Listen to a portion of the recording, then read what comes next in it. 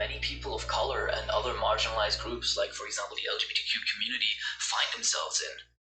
As white, straight maleness is overly abundant in pop culture, those who don't belong to this group are inevitably neglected. Fiction is or should be fundamentally for everyone, but by having people be underrepresented, we create an inherent barrier of enjoyment and inspiration. People of color and other marginalized groups have only few works that truly include, understand, and inspire them. It's also important to understand that representation in pop culture presence can be empowering.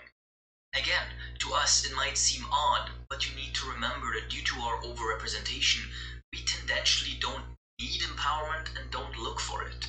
But to those that have historically been oppressed and marginalized, pushed out of sight, and had their struggles, identities, and very existences erased and valued, to them, seeing themselves be represented on screen, in-game, or on the page is a sign of progress, affirmation, and empowerment.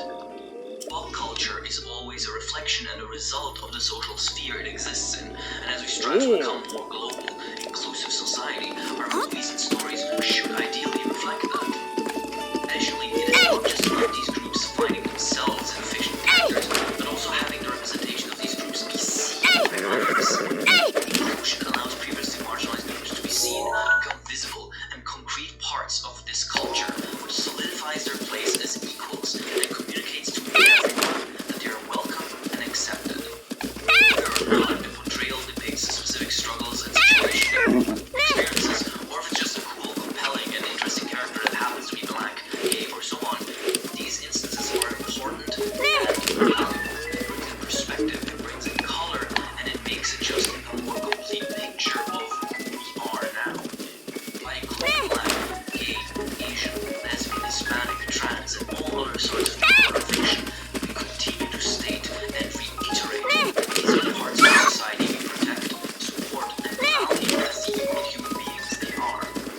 Conversely, if we insist on all white, all male casts, we, perhaps inadvertently at times, perpetuate the idea that the more marginalized groups I mentioned earlier are only marginal and secondary, an idea we must at all costs move away from. So, under this lens, media representation matters because it is the very vehicle through which we solidify and reiterate the social equality we aspire towards. It is not about giving these groups preferential treatment, but about giving them equal treatment that presents and empowers them as consistent parts of our lives, societies, and fictions.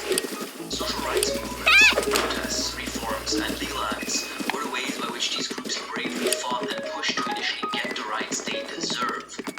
Cultural representation, inclusivity, and diversity in fiction are the ways by which we now solidify these rights and ideals and communicate unmistakably they are here to stay. With that out of the way, and with all of us considering why this matters, let's discuss it. As stated earlier, Pucci has had his skin color depicted in many different ways throughout his existence, the latter being his most famous and popular appearance. JoJo infamously has no canon color scheme, so all of these should be equally valid as potential use for Pucci. It's important to remember that the colored manga is not made by Araki, but by Shueisha, and has in the past made its own decisions on color, so it can be considered the most canon. We can't even really give colorings by Araki himself the priority, because if we do that, Kira's a redhead and Bruno wears lime green. Colorings that, I think you'll agree, aren't really congruent with those characters' widely accepted appearances anymore. So, can we just end the video right there? Pucci is whatever race you want him to be? I mean, we could, that's a valid takeaway, but that would mean not considering the biggest point of this discussion, namely the hints within the story of Stone Ocean that regard his race and heritage. We are told Pucci's family is descended from Italy, with parents that seem visibly more light-skinned than their son, even in the colorless, originally published manga. Additionally, Pucci was born as one half of a pair of twins, with his fraternal twin brother Domenico being separated from him at birth. We later meet Domenico under the name Weather, who also boasts the same difference in skin tone from his supposed twin brother. These circumstances have led people to speculate that Pucci's race resembles more closely the darker-skinned olive tones of southern Italy, rather than of an African black skin tone. However, it is important to note that African black skin has been part of the Italian gene pool for quite some time, due to, of course, the age of colonialism and Italy having had offshore empires in Eritrea, Ethiopia, and Somalia. The genes that govern human skin color are complex and not even properly understood yet, but suffice to say that dark-skinned individuals being naturally born into light-skinned families, even as part twins, is a known occurrence. So it is still possible for Pucci's heritage to be of black race, with him simply being the only visibly black member. However, there is of course one more instance within the story that addresses this situation and, frankly, just complicates it quite a bit. When his sister Perla, who is also light-skinned, starts dating Weather, Pucci decides he must make them break up, as he realizes the identity of his brother. In order to do that, he personally hires a private investigator to make them break up in a manner that will cause Perla the least amount of pain. However, as it turns out, the private investigator is the leader of the local KKK group. Since they don't know that Weather is adopted, they look into his foster family as if it were his real one, and upon learning that Weather's supposed father is black, come together to lynch and kill Weather for being an interracial purity, according to them. So, to summarize, a KKK member accepts a job by a visibly dark-skinned man with no issues, What the? and ignores his job in his rage to violently kill a light-skinned man because his father was black. Do you see the issue here? I have a hard time believing that the KKK, disgusting, volatile group, willingly cooperate with black men and use shit while all wrong with white men and black men. It seems weird and is prone to that Pucci might not be black. However, he is still visibly much darker than investigator Colin Smog, the closest we have to his unfiltered original vision. An aggressive KKK member who just not care at all about taking a job from someone who seems to be beyond their point. So being as calm other circumstances influence his behavior, which make him cooperate regardless of Pucci's skin color. Perhaps he is rendered more cooperative by the fact that Pucci is a priest, a man of God, and appertaining to the church. The KKK originally opposed the idea of Catholicism heavily, but have since become quite tied to religious fundamentalism. So this investigator choosing to cooperate because he speaks to a man of God might be the valid explanation. Or if you want to believe Jesus or the fictional in-universe, and instead investigate on an authority level, it is also possible that Araki wasn't completely aware of what the KKK exactly is. If you misunderstand their ideology as just being against interracial mixing and not, minority killing psychopathy, then the behavior of an investigator makes more sense, as he isn't against the existence of non-whites per se, but about those that mix the races. Again, this is not what the KKK is about. They are dangerous and disgusting. I'm not a fan of attributing misunderstandings upon an author, but the fact remains that if you do misunderstand this organization in this specific way, the scene does end up making more sense than it did before. But again, if we can only make sense I'm pretty of the close scene to by the assuming volcano. author didn't foresee, No wonder just there's strong means that winds. the scene is confusing and They're trying odd, their and best to also make sure I don't. distract here just ends up complicating it further without much of a verdict in the end. Speaking of verdict, what's this video's verdict? What is Pucci's race? I don't know, but I think it would be cool if he was black. The story and context of him only give incredibly vague and non-distinct hints to this, many of which seem to clash with the undeniable fact that he is depicted as visibly darker than all the other characters. The most telling scene for this is also the most confusing scene, so it just ends up being left mostly to interpretation. Oh god. I think that what is gained by Pucci being black is more valuable than what would be lost. The story remains unaffected, and the scene slightly changes is so small and so weird regardless, that I think it's not a big deal. Meanwhile, him being black colors up the cast of a already very diverse part, and cements Pucci as one of the earlier prominent characters in Shonen, which I think is super cool. Obviously, I still believe it's ultimately up to interpretation, but I don't think anyone who sees him as black is misunderstanding the series. Same as I don't believe that anyone who just sees him as tan, olive, or even Hispanic is being anti-black or racist. As long as we can understand that his race is ambiguous, and that allows for multiple equally valid visions of the character that we can respectfully observe, I think we're good.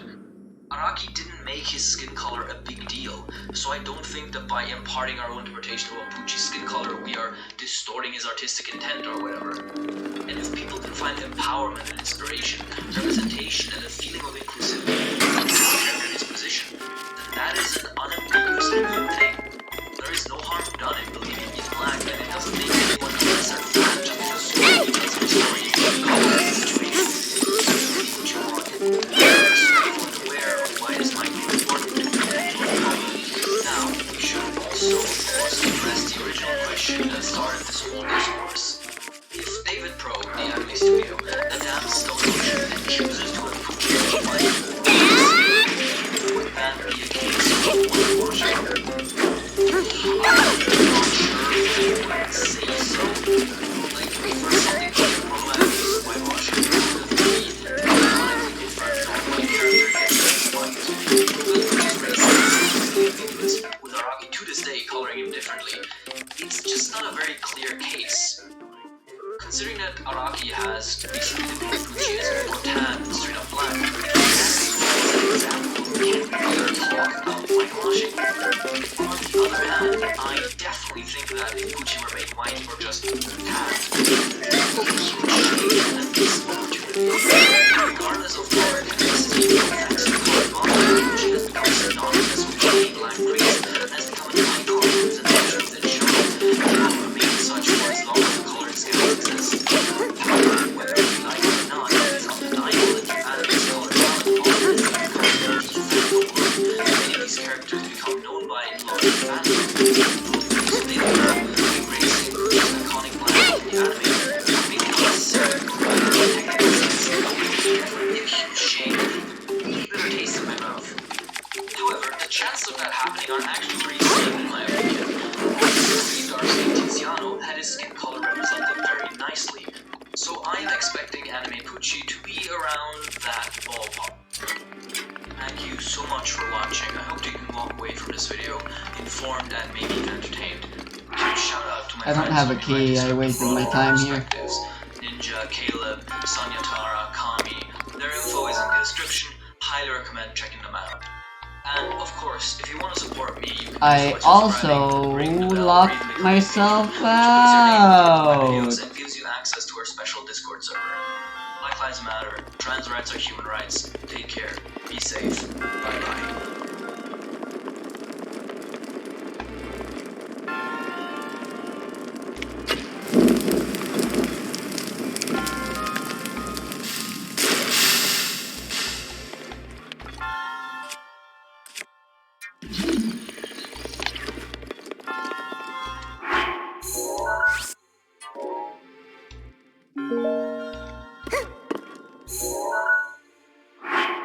Fuck me.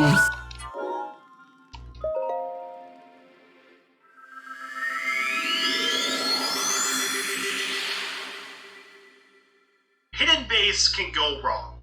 Hidden Base has plenty of rains to avoid and plenty of annoying monkeys flinging bombs at you. Hey, it could be worse. However, once we reach this point of the stage, we have a pulley that, no matter how we approach it, will force us to collect 6 rings. And the worst part is that this pulley is the only way to progress through the level. The outside area is a no-go as there's invisible walls everywhere. Trying to go over to the statue offers nothing, and even if we had all of Tails' power-ups like the Mystic Melody, there is no alternate way to progress through the stage other than using this pulley. So unfortunately, Hidden Base cannot be completed with 0 rings. So we just get hit by the closest enemy to revert back to 0 and complete the rest of the stage ringless. Though, we're gonna put this one on the back burner with City Escape to look at the possibilities later. Pyramid Cave is up next, and at first this level seems like a no-go at one particular moment. The first obstacle comes when you jump off this jump plate. You want to go off on the edge to avoid the rings in the middle. When you reach your first loop, you want to jump before you reach the dash panels, and once again, go on the side of the jump plate to avoid another set of You rains show up ahead. here? And be careful of the Gamma replicas, as these guys will have a faster reaction to firing their guns. Next, we obtain the Bounce Bracelet, which becomes one of the most useful upgrades for the Rainless run. Once you reach the area where you need the second key, the dev intended method to reach the key requires you to grind on a rail full of rains all the way through, or use a pulley at the bottom. And regardless of how you jump at the pulley, Sonic will always pick up at least one rain. And the Bounce Bracelet unfortunately does not give us enough height to get to the other side. So, does this mean we have to beat the entire stage with one rain? Well, it's now time to introduce you to the Super Bounce.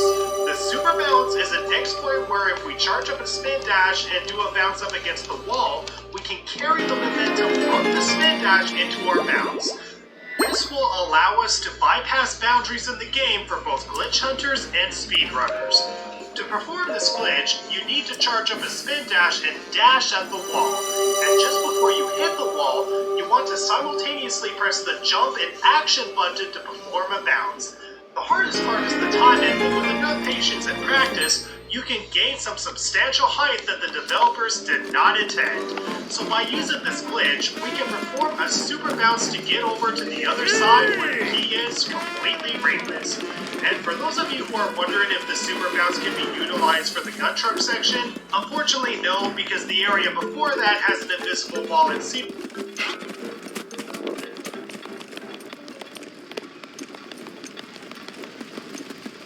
that prevents us from going over. So once we pick up the key, we can carry forward. After we run past these three doors, we'll find two jump plates under a gate where we, once again, use the side to avoid the rings. You can take the first loop no problem, but with the second loop, you want to jump to avoid some rings and land safely. Be careful with some Gamma robots and get yourself a free one-up. And aside from a set of rings near the old ruins, you're home free to complete Pyramid Cave with 0 rings. Then we get Death Chamber, which could have been a more fitting name. This was always my least favorite Knuckles stage, and it was without a doubt the hardest to complete Rainless. Not only do you have to deal with hallways, but you also have to deal with Gamma robots that have a fast reaction with their gun fires, and ghosts who will constantly pop out of nowhere to attack you. This admittedly took me a while to beat, but it is doable Rainless. And then we get the Egg Golem boss fight side, we get King Boom Boom next. Admit it, most of you forgot this boss was even in this game. And what I hate so much about this boss fight is that it has nothing to do with the story and it's never mentioned again after you finish it. And my god, do I wish it was skippable, because this boss fight Rainless is absolutely brutal. You have to run around the stage with rains being both on the side and around the center. It will definitely take several attempts to get a good feel of both running while avoiding the rings. Then you gotta hit the ghost carrying the hourglass and hope that King Boom Boo does not turn around. The best way to make sure that he doesn't turn around is to wait for him to breathe out fire. You can get the cue that he's doing so through the audio, which is your move to run and punch the ghost in the face. Next, you gotta dig up King Boom Boo without touching a rain and hit it once. It's apparently possible to get all 4 hits on him in one cycle, but I could never hit him twice during one cycle. Once you get 2 hits on him, the second half of the fight gets brutal as he will perform a chomping animation and slowly catch up to you. This moment really causes a lot of anxiety.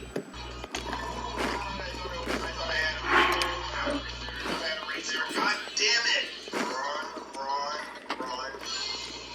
I just picked up a rain, and why am I not moving faster? Shit. God, stop chomping. Oh my. I died so much that I must have done this boss fight a few dozen times. However, I think I got the strategy down. When he performs the chomping animation, just continue running and focus on where you're running and ignore the boss entirely. He may seem very threatening, but if you don't let the anxiety get the best of you, I can guarantee you won't flub your input. Then it's waiting for him to breathe fire and attack the ghost with the hourglass. With enough practice, it is definitely indeed possible to beat King Boom Boom without collecting a single ring. What a hassle. No argument here, Nux. Then we get the Egg Golem boss fight where we can... Oh, great. When this boss fight starts, be careful as Sonic is a fur away from touching a ring. If you hold down and run along the edge, you won't fall off, so it's pretty easy to get to the golem's back and climb up for the hit. Though be careful as sometimes Sonic will land on a ring after you damage the golem. If you happen to fall down below, be careful not to do too many homing attacks as you can target onto the item boxes down here. As long as you stay to the side and keep to the golem's back, the 8 golem boss fight is very possible to beat ringless. Next, we will get Tails' final stage, Eternal Engine, which really only has 2 difficult sections as most rings can be avoided easily. Take the left spring here instead of the right spring. Don't be afraid of this balloon as it will restore your health. Spam your shards of the artificial chaos as you will destroy eventually. And don't forget to commit a level 2 abuse because it's funny as hell. But once you enter into this room, you will come across a bunch of enemies constantly firing at you, or reigns in the center of explodable platforms with wall-hugging methods not being feasible. You can stand on the rails and walk on them, but the collision is so thin that it's easy for Tails to fall onto a ring or off I was the only edge. expecting one level. There are multiple ways of getting through this But room, this is good too. including out-of-bounds methods, though the easiest method is to just jump on the right rail and hover to where the switch is. From here, just fire at the robot across and finally hover to the platform on the other side. The rest of the room is definitely doable with a few rail walkings and hovering, and don't be afraid to shoot everywhere I'm out as of there's no Lotus item Seeds. boxes in the area. Once you get past here, the next tricky section is where you get Tails' power-up ability. If you can cross this bridge without blowing it up, great. If not, you can safely fall down here and Right. flick the switch. But to go back up, you have to stand on this platform with an item box on it. Standing on the rails is a no-go. However, if you hover and stand at the very edge of the platform, you can run the way up without collecting the item box. Then get Tails' bazooka in a rain of rains. And the rest of the stage is easy, with no rains being a threat, so aside from Hidden Base, all of Tails' stages are doable. Meteor Herd is a treasure hunting stage, so of course it's doable. You can also gain the sunglasses in the stage no problem, though be careful on your way out. Once in a while you might have to deal with meteors that will just fall on you out of nowhere, but it's an easy stage to beat ringless. Then we get the rival boss fight between Knuckles and Rouge. This is probably the hardest of all the rival boss fights, because not only do you have to deal with rings coming out of Rouge when you hit her, but you also have to perfectly dive into her, or else she will kill you with a fast kick. It's a tough fight, but definitely possible. Crazy Gadget is great for anyone crazy enough to accept a ringless challenge. In the second room where you flip the gravity switch, there's a few rings that you will get if you take the spring. So to avoid these rings, we will do a super bounce while upside down. Once you hit this checkpoint, we do a spin dash and do a homing attack to avoid the set of reins on the rail. To avoid these set of reins, just stand on top of the middle crates and jump and try not to fall off, which is easy to flub up. And jump to avoid the reins at the bottom and avoid getting hit by the artificial chaos. Go pick up the flame ring so you can destroy gray crates, and at this moment do a 5,000. spin dash but don't touch the control stick. Release and do a homing attack to get to the other side. And now, we get to the part that you've all been waiting for. The 49 rings you are intended to light dash through in order to beat the stage. So, can we skip these rings entirely? Because once you get past these rings, it's possible to beat the rest of the stage without touching a ring. Well, believe it or not, the speedrun community has already found strategies to beat the stage ringless for more than a decade. The unfortunate part is that it's hard to pull off these tricks, and I could not pull off any of these tricks that I'm about to show you.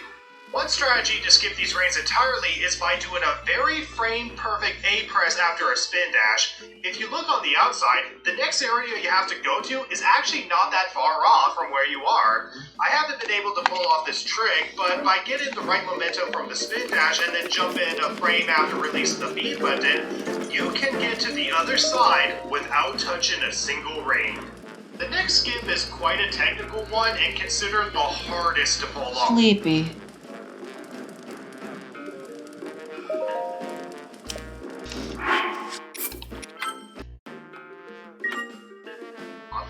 is known as the Crazy Gadget Skip, or CGS for short. You start off in the room with the 3 gravity switches and go to the left.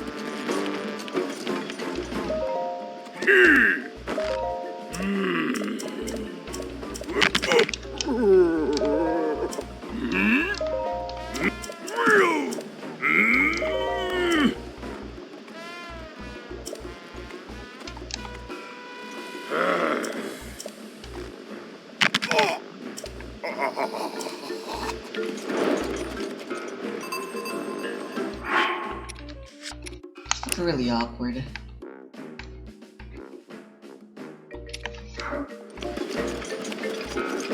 Okay, it looks cool. Side.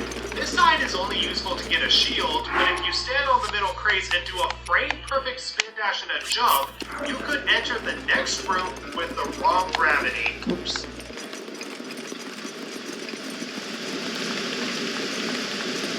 It's a very technical one that requires a few other difficult steps after that, but essentially you want to reach a room in the wrong gravity in order to clip out of bounds and fall straight to the goal range. Very complicated and not easy to pull off at all. However, this discovery has been replaced with the CGSS, literally known as Crazy Gadget Skip. By standing in a very specific area around the same spot, we can slip Sonic out of bounds and move him in a direction so he lands straight on the goal range. The first hardest part is getting past this room without touching the death barriers, which are everywhere. Essentially, you need to spin dash Sonic in between 2 death barriers without touching either one. I've done this glitch dozens of times and only managed to get out of bounds once. The problem? I was way too high above the goal range and where the final room is, so I had Sonic falling sideways into space for all eternity, with no mercy for death. Well, at least I'm good at being bad at video games. You have to get between the 2 different death barriers and somehow land perfectly where the goal range is. This is by no means an easy strategy, but it's the most utilized by speedrunners for an any percent or low percent run in the game. If you want to give this trick a try, be my guest, but be prepared to die on. Long story short, it is entirely possible to beat Crazy Gadget Brainless in more ways than one, just without a doubt the most brutal stage to do so that I couldn't really do it myself. The second rival boss fight against Eggman is easy because there's literally no range in the entire stage. Just brutally empty your gun into Eggman and avenge Sonic. And then we have Final Rush. This stage is probably one of the toughest to beat with 0 range because there are literally ranges everywhere. You either need a lot of momentum to make the perfect jumps to avoid range, make the perfect jumps to avoid range, or take it slow. There's a ton to talk about in this stage, but for the sake of time, I will not tell you how I beat it. I didn't know there were this many cannons here. You guys figure out how to beat the stage yourself, brainless, because it truly is a well-balanced challenge, and you can do the entire stage without any glitches or major skips. Sonic and Shadow compare Burr colors again, and we fight Shadow. You pretty much just have to fight him as intended, and don't get hit by his Chaos Spear. Attack him at the right time, avoid the range, and it's very doable to do the final boss battle to end the hero story. And, wow, the hero story got intense in some moments, particularly with the Game Boom Boom boss fight, Crazy Gadget, and Final Rush, but in the end, the only 2 stages that were questionably impossible to beat were City Escape and Hidden Base. So, are they possible to beat Brainless? Well, we'll find out after I cover the rest of Story Mode. But in the meantime, if you're enjoying this video, be sure to give it a like, comment, and subscribe, and ding the bell for more content. Be sure to follow me on Twitter and join my Discord server, and yeah, I hope you guys are ready for the dark story. So, you ready for the dark story? Alright, let's do the dark story.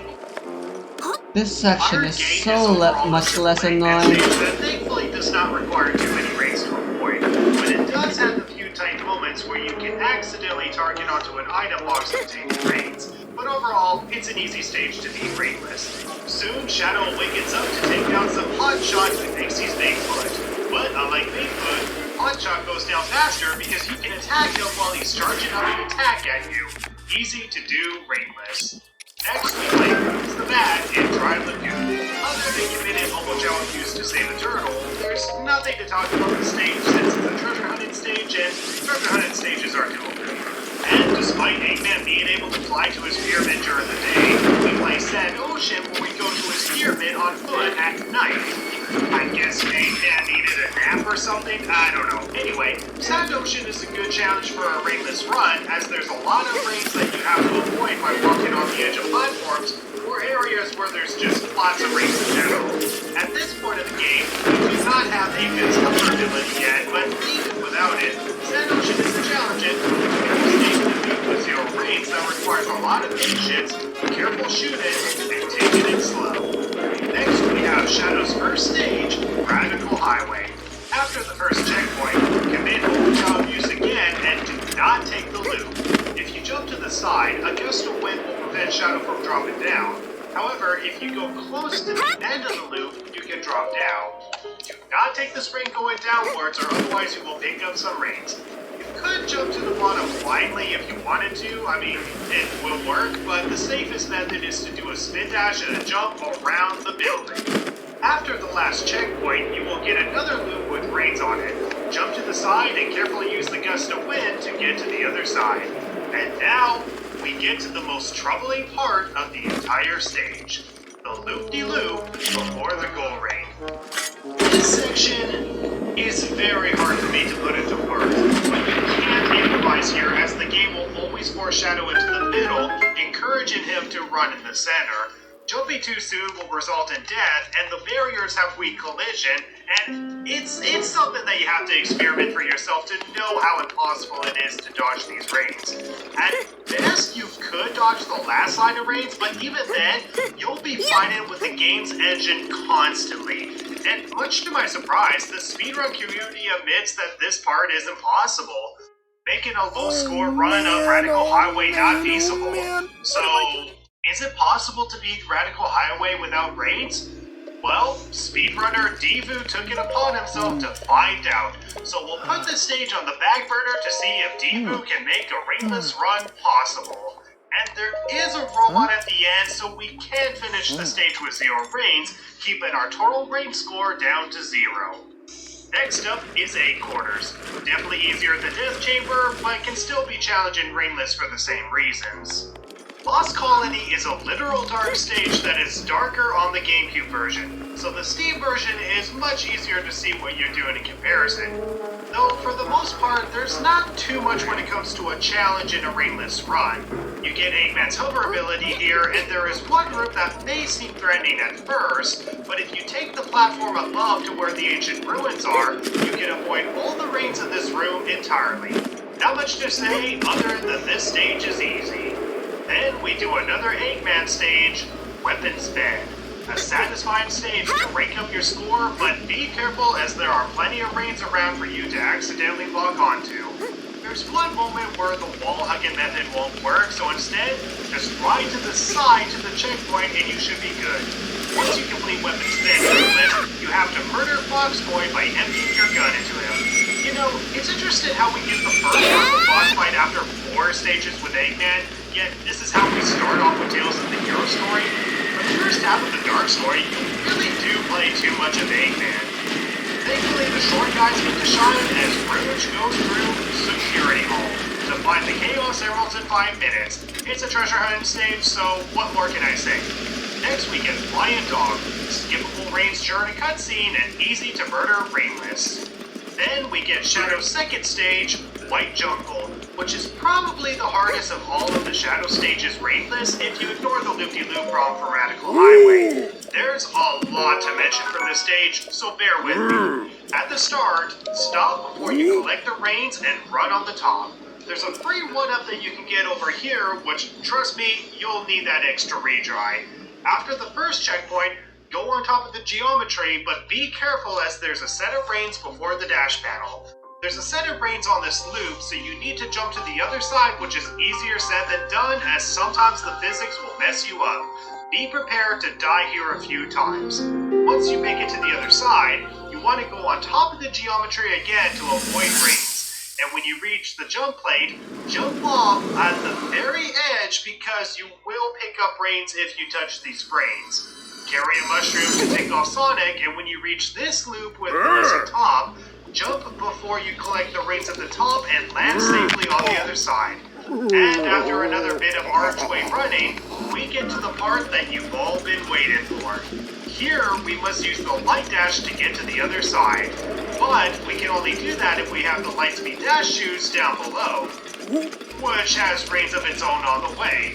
And even if we do get down here, we have 2 trails of rings to light dash through. So, what do we do here? Well, believe it or not, this is the only moment in the game where the devs intend Shadow to rain dash. So if we skip this part, we can beat his remaining stages without his power-up. And to skip it, we stand on the right side of this edge, do a spin dash, and jump. And do a homing attack on the right side of the screen to get to the other side. Celebrate the skip all you want, but the stage is not over yet. There's a loop section with, of course, rings on it, but if we stand on the top of the right edge, we can do a spin dash and release to get to the other side. Go on top of the geometry again, and after that, there's really no rings that becomes a huge obstacle that gets in the way, as we can finish the stage with more than half the time limit left. So yes, both speed stages that require you to get the light dash ability are entirely beatable ringless. In fact, I didn't even collect Shadow's ability at all because I won't be needing it for his remaining 2 stages. Sonic then makes fun of Shadow because the devs decide to give Shadow a brown butthole on his model, so he kills Sonic out of embarrassment for pointing that out. Next up is Route 280 as Rouge, and aside from the stage having more hazards and unfair moments like this bullcrap, you can still beat the stage easily ringless. Shadow visits Skyrail for some sightseeing as we jump to the left, jump to the right, and drop down below for a free 1-up. And after the first checkpoint, do not take the rail all the way down as there's a set of unavoidable rings down below. Instead, grind on the left, grind on the right, and make a jump to a later set of rails right here. Stay on the left rail, but be careful if you're grinding backwards as the game will be a little confused on what direction you're intending to go. You can go to the left, but you'll have to deal with making the perfect balance up here while a robot is constantly firing at you. I recommend you take the left rail and do a full attack on this rail to avoid any more hazards. After the checkpoint on Church Mountain, stay on the left rail, and from here, it's just a matter of avoiding hazards until you get to the goal ring. Next, we get the 8-column boss fight, and why do I have 1 ring? Okay, let me restart that again, and shit. So this leaves us with an interesting dilemma. We are forced to pick up 1 rain, and we don't have any input to avoid it. So what does this mean? Well, I decided to take 1 hit to revert back to 0 and just did the whole boss fight with 0 rains. This boss fight is far easier to fight than the hero version because you can just use the pulley system to attack, drop down to avoid its attacks, and keep shooting only when you're at chest level. This boss fight is definitely very easy to beat ringless, but yeah, we are forced to pick up 1 rain at the start. So does this mean the challenge is undoable? Well, I'm gonna place this stage into a different category. The Peach Rains category where it's served with Peach Rains on top, but everyone removes it before they can enjoy the full meal. Next, we have everyone's favorite level in the game, Mad Space, where god damn it, yeah, right after a Peach Rain boss fight, we start off with a Peach Rain level. No matter how much you mash the buttons or use the control stick, Rouge will automatically pick up 3 rains and we can't do any input till she touches the ground. So we have to get hit by the closest enemy to revert back to 0 and sadly have to serve Mad Space with Peach Rains. As if that wasn't bad tasting enough, there's really nothing new I can say about Mad Space that hasn't really been said already. The stage is too high to go low and this arrow piece is way too hard to get than it should be. With the last treasure hunting stage completed ringless, we fight up against the man with 4 jewels and go for that 4 times over the rings of the arena, all while Momo-chan giving us bad advice. Next, we get Eggman's last stage, Cosmic Wall. A pretty easy stage, but also a tempting one to shoot all over the place, which is not a good idea as you can target onto item boxes easily. There are a few tight scenarios, but all the rings are easily avoidable. We then murder Roxboy, Hedgehog, and Rouge kills Shadow above the Shadow Forge and researching. Shadow heads into Final Chase to stop Zanato from ever becoming a Thane, as we get a not as fun version of Final Rush, but it's definitely easier to complete Rainless, including getting the Mystic Melody ability. Just avoid going into the middle of some of the areas, jump when necessary, be careful not to touch item boxes unless they are Rainless item boxes, and Final Chase is easy to complete Rainless. We face off against Sonic, which we know is going to be doable since we... Oh, dang it. Rains. Well, no problem. If I just hold back and jump, I could dodge the rains or not. Okay, I am not serving this final boss with Peep Trains, so what options do we have to avoid a rain? Well, if you look closely, the rains are floated in the air above the ground, giving room to dodge underneath. If we time it right, we can press the B button to roll under the rains, and if we stop between two rains, we can continue on with the rest of the boss fight rainless. So, after Shadow kills Sonic to make sure Sonato fanfics never happen, we have concluded that Radical Highway is the only stage in the Dark story that we cannot complete rainless.